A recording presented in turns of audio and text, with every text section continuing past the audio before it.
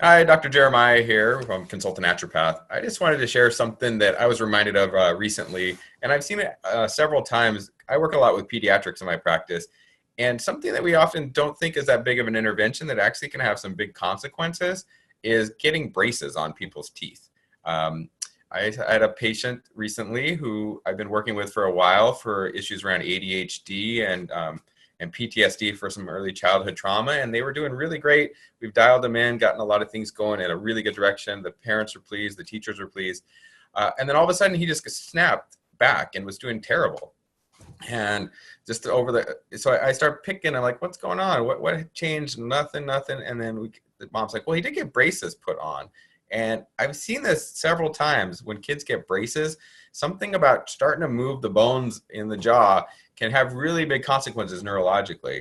My first big exposure to this was actually with my wife, Dr. Julia. She got braces for a limited time for a jaw misalignment issue.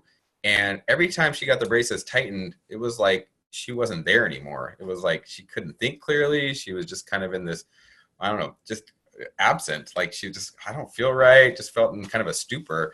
And the one thing I would really recommend, and it's not really amenable to telemedicine model, is to find someone who does craniosacral therapy.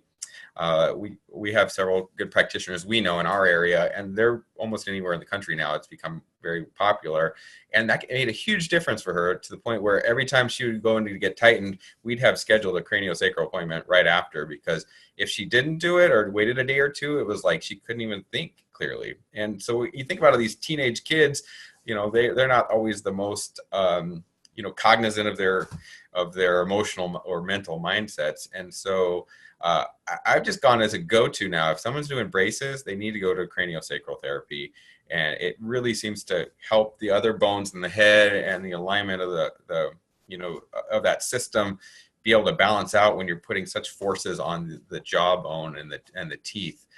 So just something to think about if you've seen your teenager or your child may have some personality changes around getting braces on. Think about craniosacral.